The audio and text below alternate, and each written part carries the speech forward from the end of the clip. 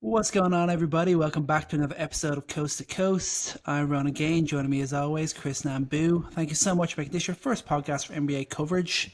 Remember, you're on YouTube. Make sure you subscribe, leave a comment. You're on Apple Podcasts, you're on Spotify. Make sure you leave that 5-star review. You do that, we'll keep producing that content. On today's show, we're going to be taking a turn to fantasy. It's just around the corner. I know everyone is probably still worrying about the early struggles of their fantasy football teams. So we're going to be talking fantasy basketball today and ranking the top 10 players to target this season. If you want to win your leagues, I think you're going to need at least one of these to build your team around. But we also have some sad news to talk about. The breaking news of the week. No, not Precious Achiuwa re-signing with the Miami Heat. We're talking about a devastating injury to the Houston Rockets. Fred VanVleet out for the season with a torn ACL. Where do they go from here, and what's next for Houston? But before we get into that, Chris, how you doing, man? Dude, I'm good. I'm good. Obviously, sad way to start, but I'd say that that's pretty much the way it goes in Houston. Pretty much the way it goes for a lot of Western Conference teams, where you get all set up, you're ready to go, and then just something has to go wrong. But I think I want to start with the first question: is that does this change our view of the Rockets being a contender? If Fred VanVleet misses the entirety of at least the regular season, do we think that that significantly changes their status as a contender in the Western Conference? At this very moment, absolutely. Like not Mm, having a reliable ball handler in the backcourt. Like as of this moment, like don't get me wrong. Maybe it could be amen. Maybe we'll see more from Shengun. But at this moment, I just don't see it. And like you're looking at it, and you're just thinking, can we really expect Reed Shepherd to go from barely playing to reliable starter in the space of a year? mm-mm. Can we Yeah. rely on Eamon Thompson's growth as a ball handler to be like that reliable playmaker? Can we rely on Shengun? Does this instantly just put more pressure onto Kevin Durant to be an initiator and be a ball handler more so than we were thinking when he first came in and joined this team? It's really tough to see them going all the way without a guy like Fred, who is so important to this team. Yeah, I mean that was the biggest question I feel like we had going into the season is beyond Fred VanVleet, how much more development are you going to get from Amen Thompson? How much more development are you going to get from? I mean, we've barely even seen Reed Shepard be a reliable NBA player, let alone a starter, let alone a primary backup. So I mean, the question for Reed Shepard being a backup point guard was a pretty big one to begin with. For him to be maybe not starting point guard, but to be playing major minutes as their lead guard, I mean that's a massive question mark. And it's I think I feel a little bit more comfortable with Amen Thompson. We've seen him working hard at his handle this offseason. We've seen that be a point of focus for his development. And we've seen that throughout his entire young career, both in high school, both in Ignite. He's a lead playmaker. Like that was his role. To do it at the NBA level is totally different. I mean, that's something that takes years. But I think he has a little bit better of a chance, better opportunity to do so. And yeah, I just think that the biggest question is just going to be Reed Shepard. I mean, how much faith do we have that he could possibly evolve into that role so quickly after having not shown the ability to stay on the floor on an NBA court last season? Yeah, I mean, does this instantly just turn to, hey, Russell Westbrook, come on down? No, stop, stop, stop, stop. There we go. Are we gonna put that to bed? Are we gonna put that to bed? Let's do that Is right there now. still one? Okay. Let's put that to bed right now. For two reasons. One, like he's the complete opposite. Like the biggest concern with Amen Thompson right now is the fact that he doesn't have that outside shot, and that is going to, for a multitude of reasons, going to be difficult if he is truly going to be the the lead guard. To add Russell Westbrook at this stage of his career with his lack of defense and his, you know, it's just not the fit on the floor. And I mean, it just can't happen because they're over the first apron. They can't, they're hard capped and they can't sign any veteran minimums right now. They just have no moves to make at this current point in time. I think it's important caveat to put out there right now is that if you haven't followed the cap sheet at all, they can't make any moves until December, realistically, until December 15th, which almost a good third of their entire cap sheet. You know, guys like your Jeff Greens, your Jay Sean Tates, those guys whose contracts then could become tradable. It's only until then. Unless you were to, and another really crappy nuance here is that even if you were to get the injured player exception, disabled player exception for Fred VanVleet, which would give you half of his salary, some of you were talking about like 10 million or so, they can't use it actually because they're over the first apron. I just learned that recently, but they can't even use the DPE to sign anybody. So I think realistically, like they can't do anything right now unless they were to punt on one of their young, talented players, which you really doubt that they would do right now. So I think what we're just going to look at is just a tryout. I mean, this is going to be trial by fire for Reed Shepard. This is going to be a big prove it moment for Amen Thompson. They're going to have until December 15th to make that happen. And that's when some tough decisions will have to be made because it's clear like what the direction of this team is. It's clear that they are aiming to um, compete for a championship. They got Kevin Durant for 1 year. This is like some Raptors Toronto esque type of vision. They have him on some sort of rental. You never know what Kevin Durant's going to do, right? There's no guarantee he stays after that. And there's no guarantee that he even stays healthy. Like at his age, you don't know what this is going to look like. So Fred VanVleet was pretty much the only realistic like piece to this team that was definitely going to be stable, right? And he's not going to be there. So we're going into another season, maybe a little bit more stable than last year because we got to see how much all the talent worked together. But another season where you're not really sure how things are gonna suss out, how the lineups are gonna work, like who is gonna be their best lineup, who's gonna be their best guy to play through. I mean, not a lot being said about Şengün right now, but Şengün too, like he is a playmaker in his own right. It's not always been consistently the way they wanted to play, but he has a big opportunity to, lean even further into his Jokic style of play. But yeah, a lot of questions, not a lot of answers after Fred goes out, man. It's kind of disappointing.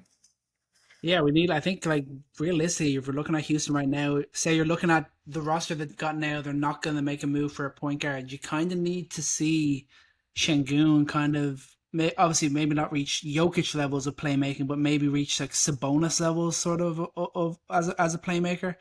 That's like it's going to be heavy, but it's also maybe it's time. Like it's time to have that little bit more pressure. He obviously had some good showings for Turkey in EuroLeague. Does he come back that little bit more polished and that little bit more effective as a playmaker? I think that's now that Fred's out, there's going to be a lot more pressure on that, and it's just disappointing for a guy like Eamon Thompson. Don't get me wrong, I think he can do it, but it would have been nice to be able to watch that his ability as a ball handler and playmaker develop alongside Fred VanVleet this year, rather than putting all the pressure on him to Yeah, really need to do it by himself. That's definitely going to be tough. But you're kind of looking at it and you're thinking, in terms of their overall roster, maybe they can afford to like semi take a punt on this year and just like see how it goes without getting in a playmaker. But the fact that they've got Kevin Durant in there, the fact that it could only be for 1 year, I think they might have to make a move for your just a traditional ball handler. I know like it's going to be the usual names. It's going to be the likes of your who are we thinking like a Dennis Schroeder or D'Angelo Russell. Those type of guards that always seem to be around every year for trade. And I feel like Houston are probably going to have to bite the bullet and move one of their lower ranked picks and maybe one of their veteran players to try and work a deal like that at some point this season.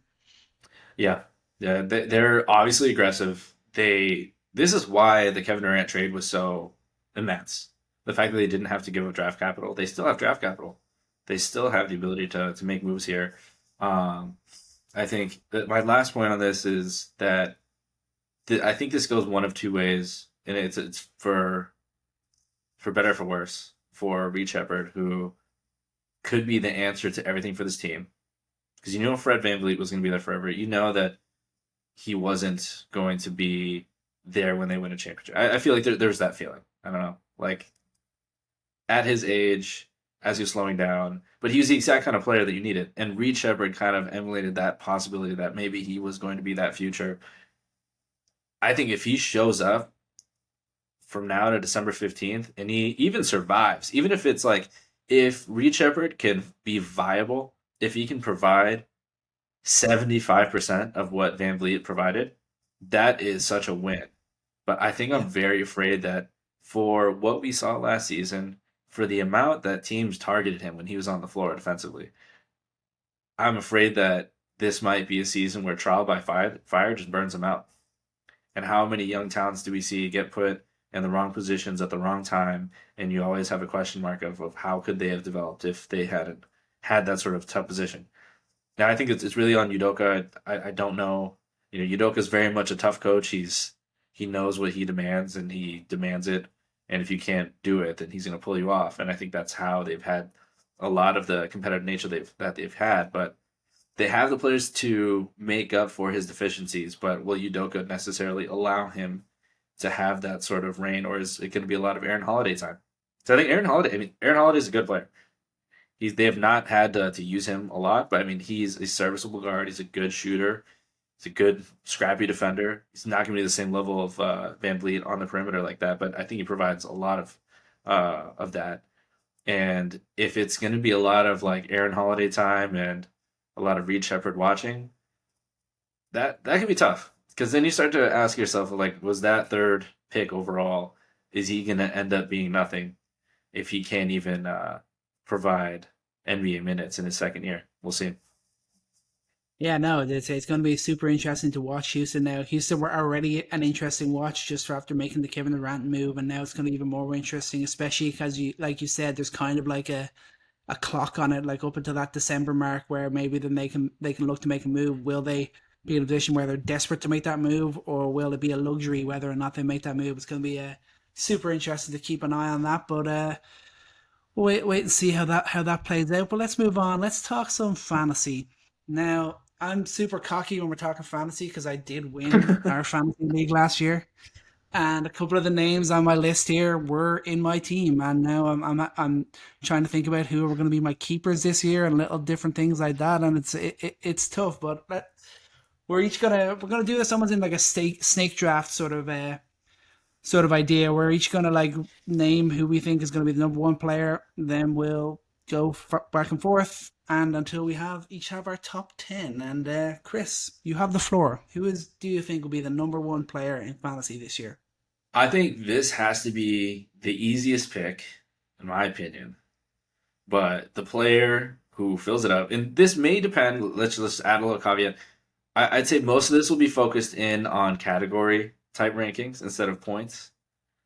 But I think the top 10 typically reflects pretty similarly what your points rankings will be.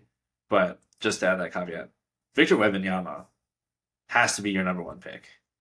I think if you're not doing a auction draft, if you land that number one pick, there is no player. I mean, he's going to be the best fantasy player of all time. Really, like the amount that he's going to give you stocks.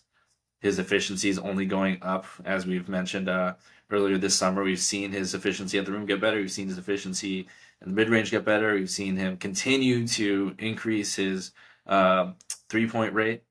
We know that as he gets more comfortable as a playmaker, that we're going to see him be better at dishing out assists. And you just know that you're going to get every number across the board from this player. And he's shown that unless he gets some freakish sort of blood clot, which we've been told is not going to happen again, that he's actually pretty sturdy for this kind of frame. So Victor Wembanyama, you're going to get that durability, going to get production in every single category. And you know that he just has the sky's the limit. We wouldn't be surprised if he takes a massive jump in his efficiency and his scoring and his shot diet. I mean, really anything's possible with this guy. I don't see him going down any lower than one. Yeah, and it's also realistic to think that he might play 50 or less games this year. It's also realistic to think that he's not going to be an elite playmaker. You know he's going to lead the league in blocks. We know that for sure. We hope that he's going to continue to have that volume from three. We know that's going to happen. We believe that the numbers in terms of boards and points is going to go up this year. But, bro, have you forgotten about the certain player that plays in Denver? I think his name is Nikola Jokic. I've been told I kind of look like him. I don't see Wembanyama overtaking Jokic this year. This is not the year for Wembanyama to overtake the Joker.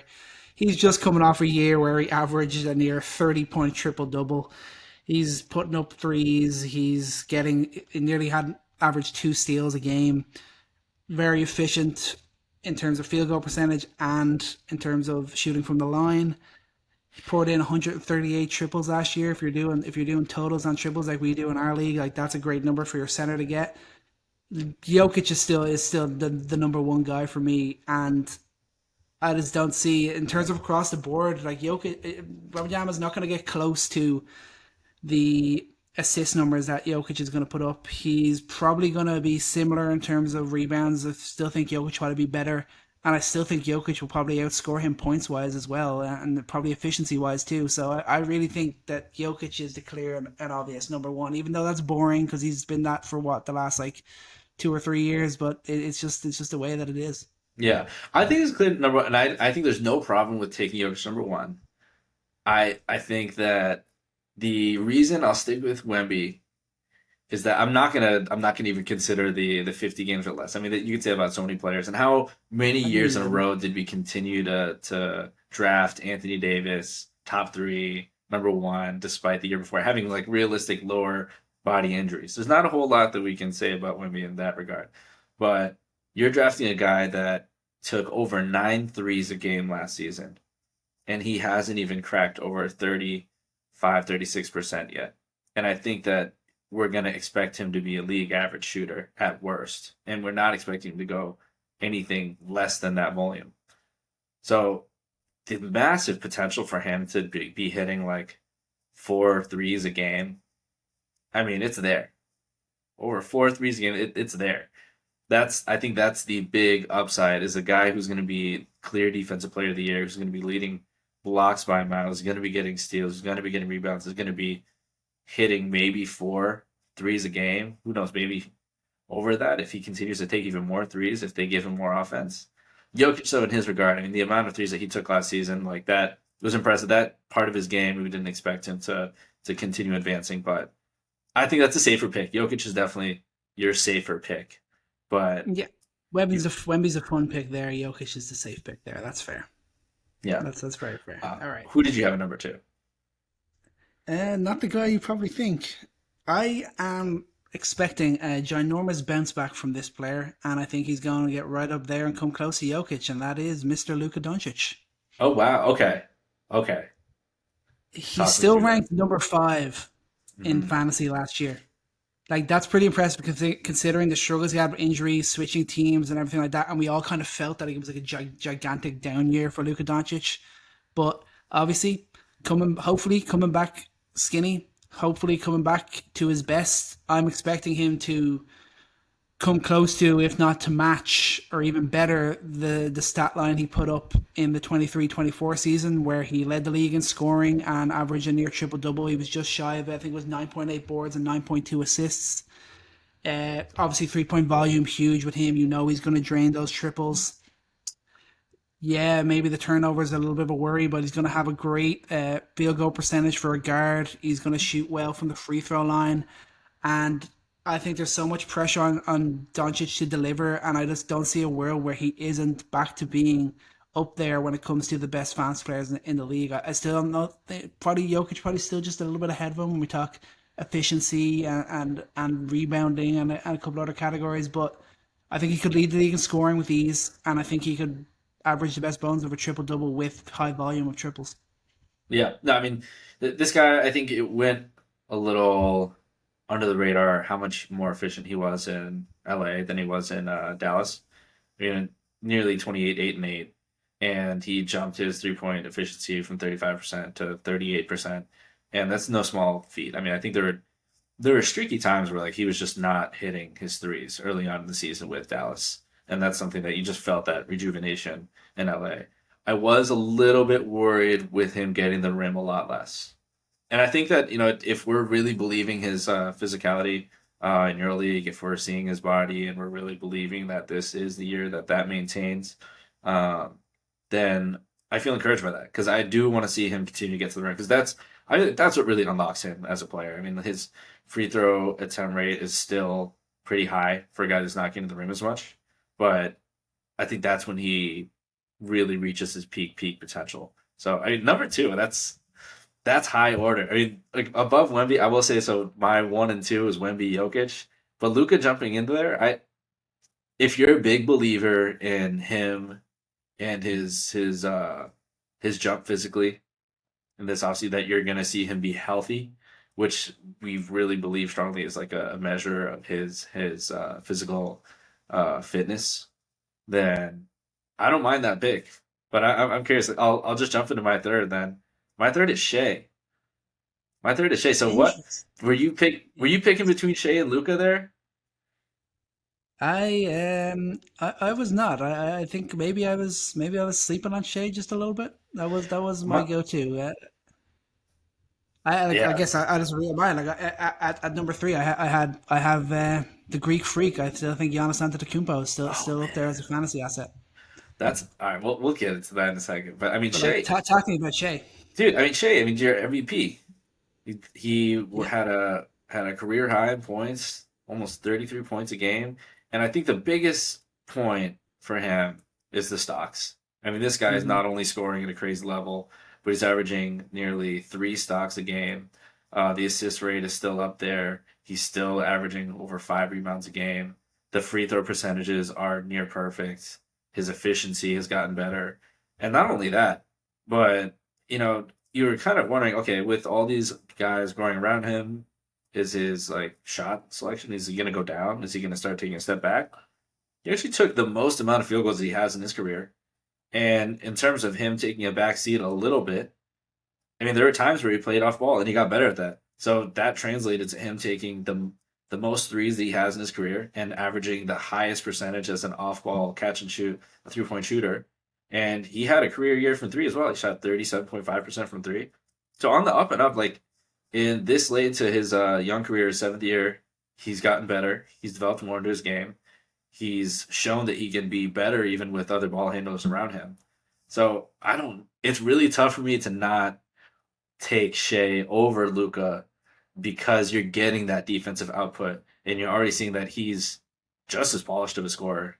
He can play off ball and shoot that three, and he's a much, much, much better free throw percentage compared to Luca. That's my sticking point. That's why I couldn't put Shea over Luca, but we'll see if Shea can repeat it.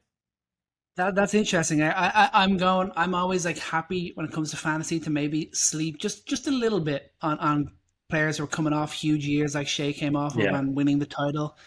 And I'm also banking on Luca playing with that little chip on his chip shoulder on and the yeah, yeah. that being the difference. And let's be honest, like Luka Doncic, it could be capable of averaging nearly 3 stocks a game as well. It'll obviously be he'll be doing the best bones of a block a game, and hopefully he'll be high enough in steals. Like it wouldn't be crazy to see him averaging at least like 2.5 stocks per game as well, which I think that could be somewhere similar to what we see from Shea Gilgeous-Alexander, which that would be a huge, and that's what we expect with like the leaner fit. He's going to be a little bit better defensively, and those little things will come about, which he like wasn't miles off. I think last year, where was Luca? He was at 1.8 steals. Okay, only point four blocks, which obviously is pretty low. But you'd expect that number to hopefully go up when his footwork is hopefully a little bit better in those defensive positions. But yeah, Shea, definitely a tough one. He ranked number 4 last year. He had that unbelievable year. I think he'll still have a great year. I could just see him dropping off just a little bit. Maybe we'll see like a little bit more takeover from like the likes of Chet and Jalen Williams. Just so much around there, and they have to find different ways to keep other teams guessing on it. Maybe that could have a slight knock on Shea's overall production. Ronan, if Luka Doncic averages a block a game in the year 2025 to 2026, I will pay for your league pass personally the next season. There's no way. There is Okay, no bro. Okay, freaking way.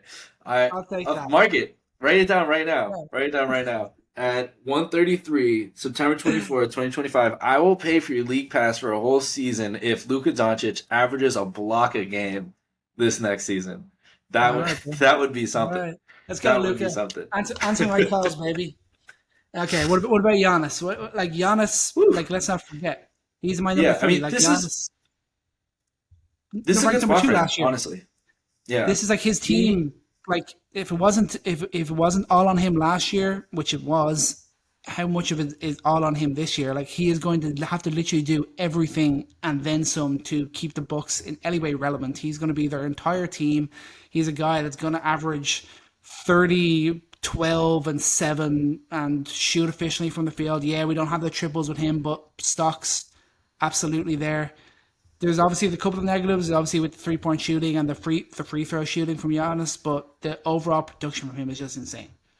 Yeah, I think the reason why he slides for me in fantasy, especially in categories, is that for the points, if you have a top five pick, I think you could look elsewhere and get pretty similar points in terms of getting a guy that's going to rebound and assist. I mean, you have your Shays, you have your Lucas. I mean, you even looked at Cade. I mean, we haven't gotten to Cade yet, but it, there's that there. In terms of like free throw attempts, and he's got it, but the efficiency, that's just never going to come up. That's always going to be a struggle for him. He had his worst year shooting from the line since his actually no, this is his worst year shooting from the line. Period. I thought it was his rookie year, but he actually shot a little better, albeit on almost 5 times less attempts. But Right. he's still not improved there. The amount that he had to shoulder offensively obviously went up, and I mean he answered the bell. He averaged over 30 points a game. Um, I think we liked him taking less 3 pointers. We know that's not his game. We just want him to get downhill. Um, but I think the reason that he drops a little bit further compared to these other guys is, like you said, the lack of 3 point shooting, the free throw attempts, and just the fact that these other guys in your top five can give you those similar categories, but you're not getting the same level of blocks either out of him. So I think the fact that you look at Shai Alexander and he's averaging more stocks than Giannis kind of raises questions. So we'll see though this season. I mean, Yeah. are you banking on him playing a little bit more of a free safety role next to Miles Turner? Is that going to look different than what you had with Brooke Lopez? Yeah, I hope we kind of get him back to kind of like prime DPOY level because hopefully Miles Turner is something of the of similar presence to what Brook Lopez was defensively a couple of years ago when Giannis was like right up there when we're talking DPOY. So I'm kind of hoping that balances him out defensively a little bit. Yeah, for sure. Yeah, yeah. Um, so yeah, to recap, I had Shea there at three, Luca at four. You had Giannis there, so I'm guessing throw it back at you Yeah, at five. I got Wemby at four. I got Wemby Wemby at at four. four. Yeah, Wemby at four. Okay. I am obviously focusing on the negatives. You focus on all the positives, which is I love that from you. I'm being a dick and I'm focusing on the negatives of him, thinking maybe he doesn't You play got as something much against the games as we would Frenchman. like. Maybe he continues to be a vulnerability in terms of turnovers. Maybe the threes don't catch up to a percentage that we want to get to. The points, similarly, assists aren't really there when we talk about some of the other guys. But on the flip side of that, I do know that he could easily be like take over and be a guy that's averaging like 27, 12, 4, and like four blocks and like be shooting league average from three and pouring in like 3, 4 a game. So I do see your side of it, but I'm kind of maybe I'm leaning on the negative side. Maybe that injury was kind of concerning last year, and maybe there might be some lingering nature about that. But I think there's absolutely a world where you are right and he is the number one player, but I've got him in there at my number four spot. Well, we've already talked about him, and I'll just mention my number five because we already talked about him as well. At number five, I have Shea in at number five. Mm. I think I'll say this: if I'm drafting and I get Wemby at four, that's such a perfect place because I think there will be people drafting that are me a little bit afraid of that, and there will be people drafting that kind of look at OKC and they look at them going seven and say maybe was that a fluke year? Does Shea repeat that? Like was his shooting off ball shooting real, or is they gonna have a little bit of a championship hangover? But man, I would be very happy to be taking those guys at four and five. It's a very strong top five, Absolutely. honestly. You can Yeah. argue any which way for all these guys. I think this is where we start to get interesting when we exit the top five here. Again, I had Giannis at five. Would have been Yeah. happy at any of those spots. At six, I wonder if we'll agree here, but I'm pretty excited to see what we get out of Cade Cunningham this next Yes. season. Okay. I got him So there I too. I think you of all people got to see, what the Pistons are capable of as they really possibly could have argued that they should have made it out of that series, not the New York Knicks, but we don't have to rehash that interesting Let's not go call. that far, but yeah, okay. Yeah. But obviously had, he finished seventh in MVP voting, had a career year in scoring, career year across the board, and we saw him be much more efficient. And a guy that I feel like we're still seeing scratch the surface. Um, I think that he's going to have even more opportunity. Obviously, the question is losing those two shooters, how they're going to replace that, how that's going to look. Is he going to continue to do this with Jaden Ivey? Legitimate questions. But I think it felt pretty clear last season that he figured out his pacing.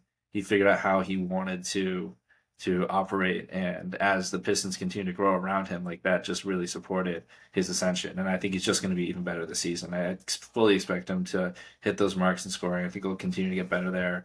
I think his free throw rate will continue to increase as he's been getting more confident getting downhill. That's something that we were a little bit concerned about the first couple of years is him not really getting to the rim as much, not attacking downhill.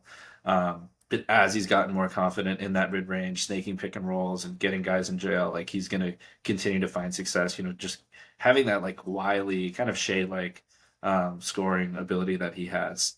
But yeah, very excited. I mean, I think this is just the beginning. I think his efficiency will get better here, and his shot improving as well. He only shot 35% from three last season, approaching 36, so 35.6%. I think you see in his stroke, you see in his ability to shoot. Maybe he does take sort of a Shea kind of role when you have Jaden Ivey back. Can he play a little bit more off ball, mix things up, and take even more threes? There's definitely a lot of ways that he can grow in his game here, and I think that 6 is a pretty fair place to be taking this guy who's going to really fill up the offensive numbers. Yeah, for sure. And obviously, he ranked 8th overall in fantasy last year, which is a great mark for him. And like last year, it was 26 points, six boards, 9 assists. Like that's numbers across the board, which is huge. Averaged just under two stocks a game, which is great. That's one steal and 0.8 blocks. Like I feel like that's a number he could definitely reproduce. A very strong 47% from the field, which is great for a guard like him. Strong at the free throw line as well, which is huge, and making those threes as well. And like you said, he could go like a couple of ways. You could see him be even better and more efficient as a ball handler and playmaker, and you could see him maybe. I wouldn't be shocked if he led the league in assists this year, while also still putting up those points per game. So I think the sky is the limit for a guy like Cade Cunningham. I don't think Jaden Ivey's return is going to change anything too drastically. I think it will only help improve Detroit and only help improve Cade Cunningham. So he's a guy that I'm really excited to watch this year. And as a fantasy asset, you're looking at him and thinking that he's like the next guard coming. He's the guy who's doing it across the board in terms of every stat you could want, in terms of stocks as well, and the 3 point rising. Like this, the sky's the limit for Cade Cunningham. It's going to be, if you're getting him at 6, like he could be a huge building block, and especially if you're like in like a dynasty league or you're in a keeper league, like he could be a guy that sets you up for next year as well. Yeah. Who do you got next? I think we might line up here, and we may have been having a tough time. At least I did Maybe between I picking might be, 6 I and might be, 7. I might be reaching a little bit here on my next pick at number 7. I've got Anthony Davis. Oh my God! I put him up You want to high. have I the think, injury conversation now? yeah, man, you can hit me right back with it. Absolutely. But in terms of just his all round production, like he still just gets the job done. He's still going to produce scoring wise, rebounds, stocks, efficiency. Yeah, like he's still got to do so many things that you need in fantasy, and especially going into this Dallas team where he's going to be back playing at the 4, where he's happiest, where we've seen the best of him. Playing without Kyrie Irving, there's going to be that extra bit of pressure on him to score the basketball. I just think we could see a really big year from AD and get like close to levels that we like. He's still been strong over the last few years. I mean, he ranked 6th in fantasy last year. Obviously, just the limited the games wise, that's the big issue. Obviously, I think he had the issue with his eye fix. Hopefully, and maybe he should start wearing goggles because the dude seems to get poked in the eye like every other game. Yeah. But in terms of if he's on the floor, he's gonna put up the stats that you need in your fantasy team. Few questions. One, speaking of Kyrie Irving, are you worried about him not having a really bona fide playmaker next to him to make life easier for Anthony Davis? Yes or no? Slightly, but I think D'Lo did it enough Slightly. while they were still both playing in LA together. Okay. Maybe D'Lo. All right. Well, a little more faith in D'Lo, maybe. Are you worried about him jumping back to playing the 4, which I think he'll play more than he ever has before? Now being alongside 2 great centers.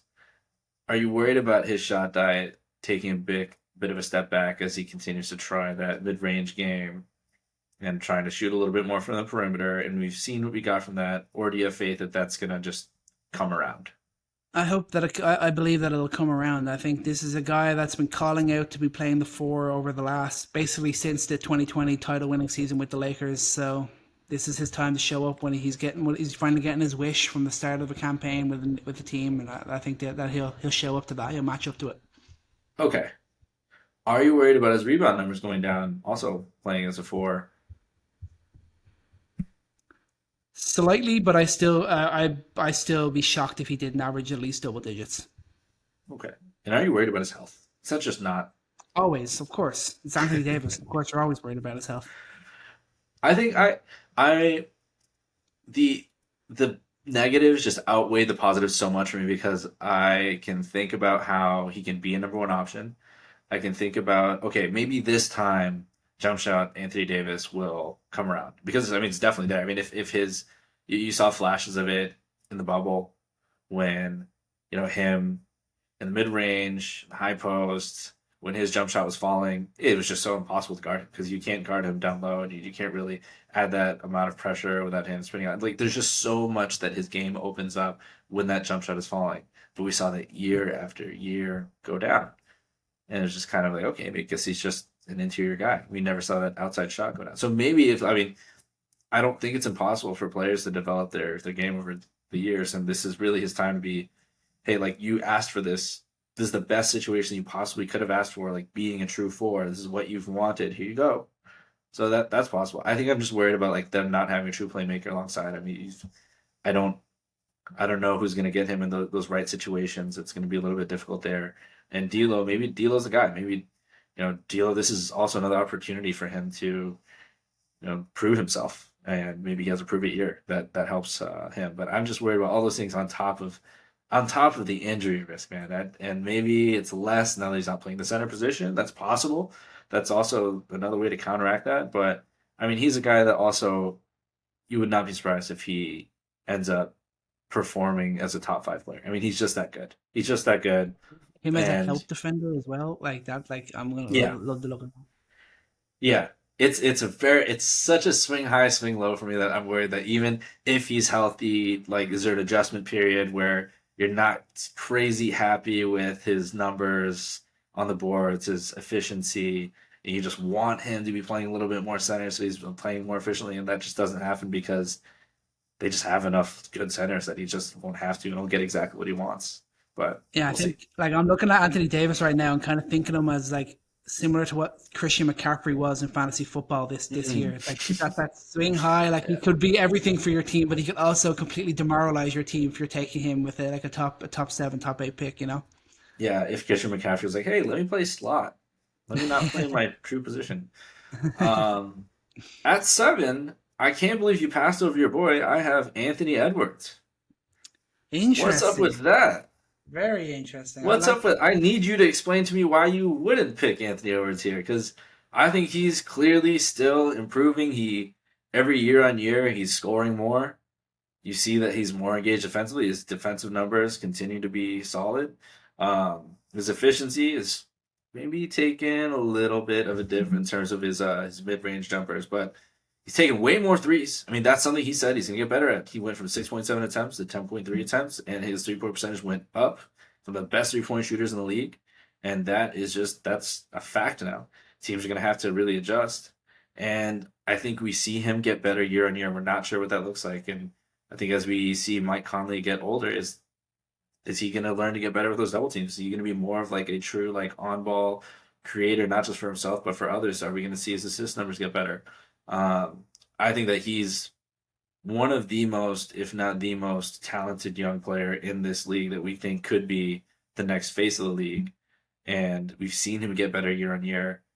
He's kind of almost like in the bottom 5 to 10, like almost like my Wemby pick, where like maybe the Timberwolves have another tough go in the first half of the season and things are a little bit rough, and maybe his shooting efficiency isn't as great as it was last year because maybe 39% is kind of a blip. Maybe that's not real. But I mean, this guy could have a huge season. I'm just a little bit more confident in Cade in terms of his playmaking, but Edwards, we could be talking about him taking a jump there too. And then we were talking about a 30 point per game scorer who's shooting 10 threes a game was also dishing out more than 5.5, 6 assists if that's how he's trying to balance out his game. And I think that that's something I'm really looking forward to. I think he's worth the shot here. Yeah, absolutely. I'm always excited to watch Anthony Edwards. I just obviously, I kind of reveal now. I did have him in at number 8. Okay, It's that's just fair. I'm Yeah. always going to give the benefit of the doubt to a more solid, sturdy center that can be a little bit Mm, just slightly more reliable. Hopefully, if he's on the floor. But yeah, I totally agree with everything you say on Edwards. I think he could be a guy that's in the conversation for the scoring title this year. I think we're going to continue to see that 3 point volume. I think, and again, like you said, hopefully we're going to see improvements in his playmaking, improvements in his assist numbers, improvements in efficiency across the board, and that helps him explode. And like situation's not really any different in Minnesota. They didn't really make any big moves. There's arguably even more pressure on him to be that Michael Jordan, like Kobe type of player, where it's kind of all on you to do so much of the playmaking and the scoring for this team. And I think he's a guy that's ready for that and wants that, and he's going to rise to it for sure. yeah. Well, since you already revealed that, I'll let you reveal your next pick. Okay, at number 9, my boy, the New York Knicks, Karl Anthony Towns. Oh, Got him in there at number 9. He ranked number 10 last year in fantasy. Don't forget that. He's a guy who's going to put up the scoring numbers, the rebound numbers. Hopefully, he's a guy that could produce at least 2 stocks. He should be doing better than that, but that's just the way he is. Going to be efficient shooter and a great 3 point shooter, which is obviously always huge. Poured in 142 of those last year. The only fear you have with Karl Anthony Towns is how different things maybe look if we start to see more minutes with him alongside Mitchell Robinson. That's yes. the only thing you're kind of looking at and thinking, maybe that could take a hit on his rebounding numbers. But I think the scoring is still going to be there. And I think he does the across the board production where he's a really strong building block. Obviously, we're only ranking him at number 9, but he's a guy that could really rank anywhere. I think from potentially anywhere in like the 7 to 10 range, maybe even 6. Yeah. I mean, that's the biggest question for me. And that drop off is pretty tremendous. If he goes from being, I mean, he was one of the best rebounders last year in the league. I'm blanking on if it was him or Sabonis, but he averaged It was 12.8 Sabonis. rebounds per game. This one's, yeah. But that is his highest mark in his career. He went Mhm. from averaging 9.8, 8.1, 8.3, and that was alongside Gobert. We saw him and his numbers when he played as a 4. And I can't picture a world in which they don't explore a lot of those minutes with them together because as a team, they were just so much better. I mean, they team wise, they were so much stronger on the glass, so much stronger defensively with Mitchell Robinson at the 5. And, Cat, I think I agree. I think his scoring is still going to be good. But I do wonder how much that dips a little bit as well. I think we saw that he could take more threes. We saw him have his most efficient year since his 3rd year from 3. But we love the bully ball that we got from Cat. I mean, Cat playing a lot more bully ball. Cat, especially pulling 5s out and just darting past them like a gazelle, like we've seen him do time and time again when he played 5 back in the day. But I think the reason I ultimately left him out of my top 10 is because I think that you are going to see him play a lot more really at the 4 than the 5, and then his rebounding numbers are going to really come down, and his 3 point shooting efficiency may come down a bit as he's going to be taking more threes, and it'll be an adjustment period again. I mean, there's adjustment period after adjustment period, but I think that might not necessarily be in the top 10 here for me. Yeah, I think that's fair. I was just obviously like when I was hearing from Mike Brown talking about touching the paint and kicking out for threes. Like I think that's an area where he can really kind of still thrive. And I think like obviously when you're talking our league, it's not about the percentage you shoot from 3. It's about True, the true, amount of true. threes that you make. So, Yeah, and not obviously a lot people play obviously have different categories, but in our league, I think Cat's definitely a guy that could make up the numbers. So, yeah. I reveal mean, your last eight. time we saw him shoot 8 threes a game, he shot 41% from 3. I mean, I think he's that good of a shooter where, like, if they totally revamp how they're playing their offense and Mike Brown's like, just let it fly, He'll do it. And if he's doing it to that rate, I mean, I think he's got like 26, 27 points a game in him if he's doing that. Hmm. Okay, 8 and 9. What do you got? And I think actually I glossed over my eight because that you had revealed your eight. Um, I think for my eighth pick here, and we'll go with my 8 and 9 because I think you just gotta work with me here for a second, okay? Okay. Sometimes when you're picking in a fantasy draft, like you're looking at the numbers, you're looking at the guys, and especially around the end here, there's guys you've had before. It's like, okay, you've had your Bookers, had your Cats. Do I really want to deal with Anthony Davis like blowing out his knee again on me and then having to fit? What about a guy that I've been avoiding year after year because the vibes have not been there? What if the vibes are different? Trey Young. The vibes are just different in Atlanta, man. The vibes are different. I mean, Trey Young, I think, is going to have a massive season. I mean, he's quietly been still one of the best creators in our league. He averaged 11.6 assists last season. He averaged 24 points per game. And, his efficiency, it's just been up and down. We've seen him have a great year, 38.2% in 2022. Then he dipped down to 33, then back up to 37, then a little bit back down to earth, 34% last season. So, I mean, if we're just doing some oscillatory math, I think he'll come back up this season. If we're basing this almost like on a stock season to season, if he continues to shoot better, like I expect him to, if he's leading the league in assists, which I think he will, I think he'll be the league leader in assists next season. I think his points per game will jump up. I think he'll be averaging 26 points per game, and I really believe in those that free throw attempt rate. I think that'll continue to be steady. I think he's going to have an incredible season. I think the Hawks alone being better are going to see that contribute to a rise in Trae Young's production.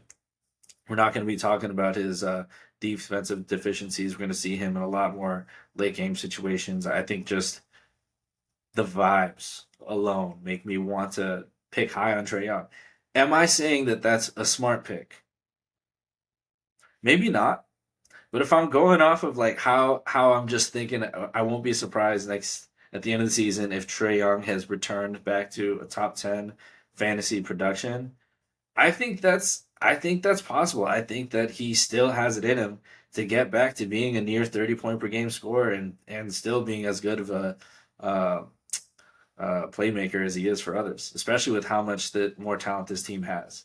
It's a risky pick. Maybe it's a swing for the fences, but I love the Atlanta Hawks. I love how Trae Young has had his opportunities in the past, and I think this season, I mean, things are really going to change there.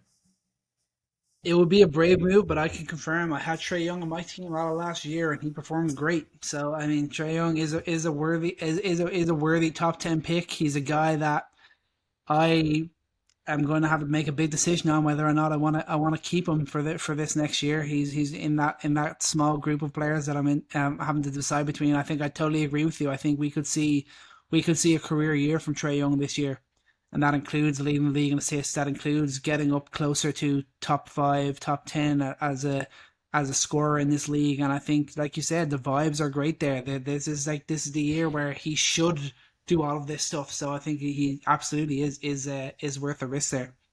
Yeah. And let me talk about my nine real quick. Again, bear with me. But talking about Anthony Davis in this range, let me talk to you about the new Anthony Davis, the guy that you should rely on, and the guy that maybe people won't be picking in the top 10, but I think will end in the top 10 this season. I think Evan Mobley going into his fifth year, fresh off his Defensive Player of the Year Interesting. campaign, the guy who tripled his 3 point attempts while making 37% of these, guy who averages the most amount of points, 18 points per game, and the guy that most people, most scouts, most teams are expecting to be the cornerstone of this team, the guy that we're all expecting the Cavs to lean on to really take them to that next level. I think that this guy is going to be a top 10 fantasy player next season. I think that I would rather have Evan Mobley at the end of the season than Anthony Davis. I think that he's going to be more consistent. He's going to be, as he's gotten stronger, he's shown that he's scoring more in the interior. He's shown that he's had more touch from the outside. We know that he can really produce from the mid range. I think eventually, maybe it's not this season, maybe it's next season, but I think that he's approaching becoming that 3 level scorer as a big. And I think we've just continuously see him improve while being decently sturdy. I think he played over 70 games this season, and the amount that you're going to get out of him defensively, that production, I mean, that's the biggest part too.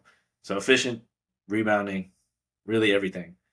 I think that I'd rather have this guy than Anthony Davis if we're talking about you need a big, you need a guy who's really going to give you those elite defensive numbers while still having the upside. You're swinging for that upside that he's going to really take that next big step this season, going into his first year being a big boy. He's really getting paid now.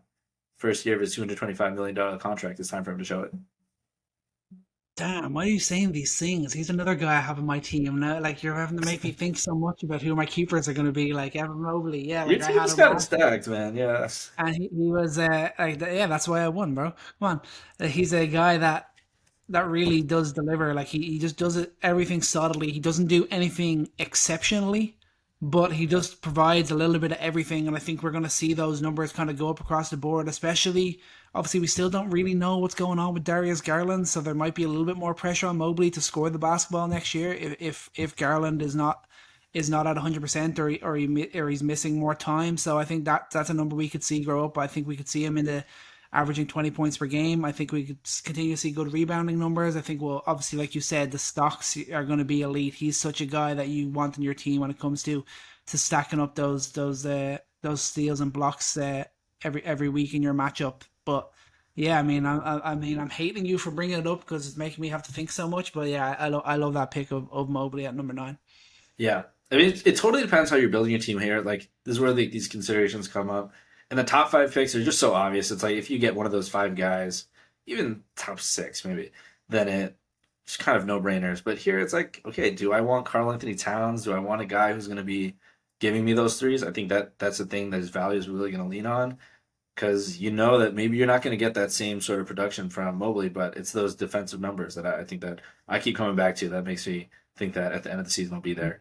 But More reliable. I think you can believe in the defensive numbers more yeah, than it's easier to believe in them than the offensive numbers, which I think is totally fair. Right.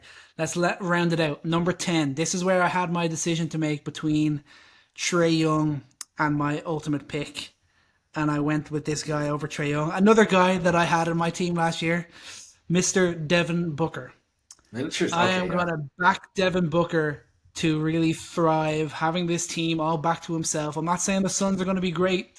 I don't really know what the heck we're going to see from the Suns, but I'm backing Devin Booker to be great. I think he's going to thrive having Phoenix all to himself again. And I think he's going to put up the numbers in terms of assists, in terms of scoring. Obviously, great free throw shooter, going to put up those triples. I think he's a very worthy asset who really does perform year on year on year in fantasy. Yeah, he's like he's almost like the bottom like 10 to 15 range of like the Nikola Jokic's where it's almost like boring to pick him. It's like, well, Yeah. he was this good last season. He was that efficient. He's just so steady. Like he's the kind of a guy that you know exactly what you're gonna get from him. And if you just need scoring, you need efficient shooting, you need the 3 point numbers. I mean that's one thing that I think I had a gripe on with him as a fantasy asset is the 3 point percentage was not good last season. Um, is that something that's going to come back up? We've seen him be efficient before, and back in his run to the finals, and that's not quite been the same since. But again, I think this is something that it's variance depending on what they need from him. I think that him being a primary playmaker again is that going to be good for his numbers? Is it going to be bad? We've seen him be kind of an inefficient ball handler at times in the past, but I mean that was different. The point guard experiment early in his career is very different from the player he is now going into his age 28 season, which is kind of crazy to say. Devin Booker's almost pushing 30, which I mean it's been a long time, and he's been so good for so long that there's still chances for him to evolve in his career. I mean, do you have worry that with their amount of depth, they don't necessarily have the depth that you'd hope that they have from like a lead guard position. Is there going to be too much asked for him to be that lead playmaker that may lead him to struggle a little bit offensively? That was my only concern. I feel like. Possibly, yeah, but I think the numbers were still good last year, and I expect them to kind of be somewhat similar. I think even though there's still pressure on Phoenix to win, there's also just a little bit less expectation without Kevin Durant being there. The moves that they've made to get better at the center position, little things like that. I just think that we'll see that little bit of that efficiency offensively. I think that it'll bump back up. Maybe not to his highest of heights because the team still doesn't make complete sense around him, but still to a very high level. Okay. No, that's fair. I think that's one of those you're not upset with that. You're not upset with picking 10. Um, all right, are you sitting down? Here's our Okay. perch. I had this guy last season, so this is a lot of bias in terms of the team he's on. I love this team, the type of player he is. I love his style of play. Wait, you had him And last I year. You think I'm must be just terrible. very not because of him, but I can't help but feeling like there's an outside shot that someone no one will expect is going to be in the top 10 fantasy or very close to it, and a guy who's going to be at that value for years to come. Again, I'm saying you're crazy if you pick this. You're crazy if you pick number 10, this guy, but I think there's that shot that he gets there and he's a guy that's going to be an anchor, an absolute fantasy category, 9 cat league, 12 team anchor. Amen Thompson, I think. Oh, okay. Amen Thompson, I think, has an outside shot to be an insanely valuable top 10, top 12 unicorn like pick year in, year out for the amount that he just contributes to every single category. I mean, this guy was insane last season. And now that we know that Fred VanVleet's probably going to be out for the entirety of the season, we know that we're going to be getting a lot of minutes with him with the ball in his hands to really show off his ability to play make. I mean, I project him to have a great season this season. I think he's going to be averaging 18 points. At a minimum, I think he's going to be averaging 5.5 assists, if not more, 8 rebounds, which is his baseline. I don't think he's going to be jumping up further than that, and 3 stocks per game. And we'll see how his efficiency goes. But I think for a guy that's going to score more, he's going to be creating more assists, and he's going to be getting you that level of rebounding and stocks. And as a young guy, he's going to be pretty reliable. He's not had any significant injuries last season. That's a guy that's pretty easy to build around if you're building a category team. There's not a lot of guys who are going to give you everything in every category minus the 3-point shooting. And if you're punting on free throws, which a lot of teams do, that's an interesting pick. And especially if you're working in dynasty leagues, a guy that you consider is going to continue to get better season in, season out. It may be a crazy pick, but I love Amen Thompson. This is my homer pick. Going top 10, I would not be upset to be reaching for a guy if if he's not going to be there early in the second round. If I really, really like this guy, I'm going to be taking him at like 10, 11 on my back-to-back if I have the top 10 pick. Yeah, I think that it's still a reach. He's probably a guy you can still probably wait on to go a bit later, but especially in if like you said, if it's a dynasty league, if you're entering into I think he could be a good guy that can continue to produce like year on year on year, which is what you're looking for in those sort of leagues. If you're in like a league like us where you kind of do a redraft every year with just a couple of keepers, you'd maybe wait a little bit longer on Amen Thompson, but at the same time, I mean, there's a very high chance that he leads all guards in stocks this year. I think that wouldn't be a crazy thing to see happen. I think, like you said, assist numbers should go up, scoring should go up. So, don't no doubt a swing, but an absolutely a fun pick for sure. But that rounds out our top 10. That's it wasn't too much disagreement there. Let's just go back through it. I'll list mine off first. Obviously, I had Nikola Jokic at number 1, Doncic at number 2.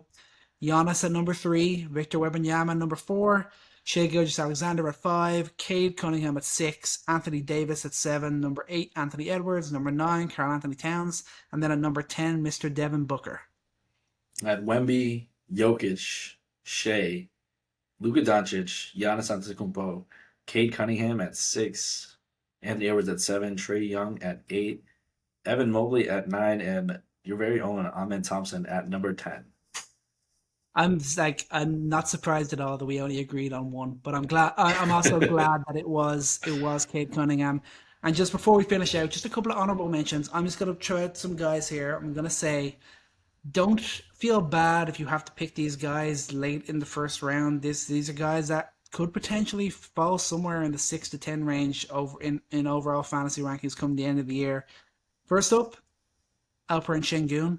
That would take a Mm, massive leap from him, but he did rank as number 23 player last year. We did see improvements. If he comes back as his more polished player who's capable, who can be a bit more efficient from the field, a bit more efficient from the free throw line, improves as a playmaker, and just improves his all around game, that more polished product, he's going to deliver numbers across the board. And like a center is always a reliable piece to go and take.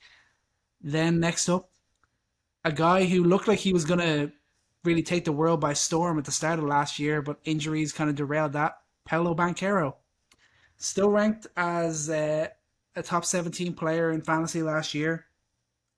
I just think that the numbers that he could produce are going to be huge across the board. Like he could start putting up like somewhat similar to like LeBron James type numbers where you're talking 26, 27 points and best bones are like 7 and 7 in terms of boards and rebounds. He's going to be solid when it comes to stocks. And obviously, if that 3 point shot can come around, that'd be huge. He's a guy I would love to be able to. I would love people to take a risk on. And then, of course, we have to mention the guy who's we expect to drop off every year, but he never does. It's LeBron James. He was still a yes. top 10. He was still a top 10 player last year. So I mean, don't feel too bad if you have to take him. He's still probably gonna, at very minimum, put up 27 and 7. So I mean, it's still a guy worth building your team around for sure. What would it take for you to draft Embiid in the top 15? I mean, I How far is he gonna fall in? Because every projection is gonna have him like I 30 to 50 because of the entries, but you never know. Someone's gonna convince themselves. I because I love Embiid so much. If I like see some video before I draft of him actually playing like 5-on-5 basketball, I'd probably take a shot on him All in it's the gonna late take. second round. But like, it's just so hard to buy in on Joel Embiid. Like we talked about him on previous pods, like the injuries are just such a big concern, and you just don't know if he's going to play 1 game, 10 games, 50 games. You really just have absolutely no idea. And Philly is just such a mess. It's so hard to really talk yourself into it. But when he's on the floor, obviously he puts up massive stats across the board, so it's hard too. Yeah. I think my honorable mentions here, um, I just have two. One is Scotty Barnes, who I feel like we've abandoned on this podcast a little bit. We've had high hopes for the last 2 years and it's not come around. I mean, he's a guy that there's so much weirdness in Toronto, but I still believe there's like a weird talent there with him. Yeah. It's just the year he turns around, he turns himself into Diet Giannis, like I've hoped that he would. And then Jalen Johnson. I mean, his Yeah. his injury Mm. cut him short. Again, I'm not saying top, and we'll have a separate pod. I've been talking about risers, but um, a guy that if he has a really big jump with how Atlanta's going to go, with the amount of opportunities he's going to have, with better teammates around him, with this team doing better all around, I mean, this guy really filled it up. He could be approaching top 10 value. Could be huge upside swing. Um, so yeah, I think that there's going to be some really interesting players next season. And when I know that someone's gonna be like, "What about Lamelo Ball?" I mean, I'm done with Lamelo Ball. I'm never touching him. We should do maybe a pod. We'll talk about guys I would never touch, but wouldn't touch him with a 20-foot pole. And this dude's never gonna play a full season. He's never gonna play close to a full season. I think we know that already. But yeah, a lot of interesting guys here.